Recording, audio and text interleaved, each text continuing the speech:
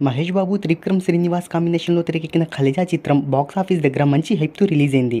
అయితే రిలీజ్ తర్వాత ఈ మూవీ మట్టికి బాక్సాఫీస్ దగ్గర పెద్దగా ప్రభావం చూపలేకపోయింది. అయితే కొన్ని రోజుల తర్వాత ఈ మూవీ అన్ని వర్గాల ఆదరణకు గురి చేయడం అందరినీ ఆశ్చర్యాన్ని కలిగించింది. ఇక ఈ మూవీ సినిమా లైఫ్ టైమ్ కలెక్షన్ల వివరాలు, అలాగే రీ రిలీజ్ కలెక్షన్ల వివరాల్లోకి వెళ్ళబోయే ముందు ఒక చిన్న రిక్వెస్ట్. మన ఛానల్లోని వీడియోస్ చూసి నచ్చితే సబ్స్క్రైబ్ చేసి లైక్ కొట్టి షేర్ చేయండి. సాంకేతిక నిపుణుల రెమ్యునరేషన్‌తో పాటు ప్రమోషనల్ ఖర్చులు అన్నీ కలుపుకొని ఈ చిత్రాన్ని 32 కోట్ల రూపాయల బడ్జెట్‌తో నిర్మించారు.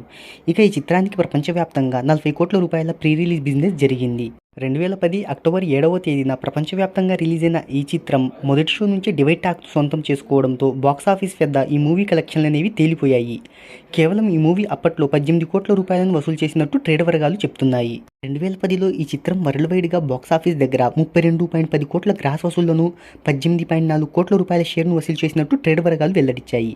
అయితే ఈ మూవీ 18 కోట్ల రూపాయలను మాత్రమే వసూలు చేయడంతో 24 కోట్ల రూపాయల భారీ నష్టాలను మిగిల్చింది. తెలుగు రాష్ట్రాల్లో రీ రిలీజ్ ట్రెండ్ అనేది కొనసాగుతూ ఉండడంతో ఈ మూవీని మళ్ళీ రీ రిలీజ్ చేశారు. అయితే అభిమానుల నుంచి మంచి స్పందన అనేది వచ్చింది. ఈ మూవీకి అడ్వాన్స్ బుకింగ్ ద్వారానే మంచి కలెక్షన్లు అనేవి వచ్చాయి. దాంతో ఈ చిత్రం తొలి రోజునే మంచి రికార్డ్ వసూళ్లను రాబట్టే అవకాశాలు ఉన్నట్టు ట్రేడ్ వర్గాలు చెప్తున్నాయి. ఈ మూవీ రీ రిలీజ్ను ప్రదర్శించేందుకు సుమారుగా 2 కోట్ల రూపాయలను చెల్లించి వరల్డ్ వైడ్గా రైట్స్ను తీసుకున్నారు. అయితే సినిమా 30న రిలీజ్ కావడానికి ముందే అడ్వాన్స్ బుకింగ్ ద్వారా 6 కోట్ల రూపాయలను రాబట్టింది. దాంతో ఈ చిత్రం రీ రిలీజ్కు ముందే 150% లాభాలను సాధించినట్టు ట్రేడ్ వర్గాలు చెప్తున్నాయి. దాంతో ఈ మూవీ కరెంట్ బుకింగ్స్ ద్వారా భారీగా కలెక్షన్లను నమోదు చేస్తుందని ట్రేడ్ వర్గాలు అంచనా వేస్తున్నాయి. మరి ఈ మూవీ గురించి మీరేమనుకుంటున్నారు? కింద కామెంట్లో తెలియజేయండి.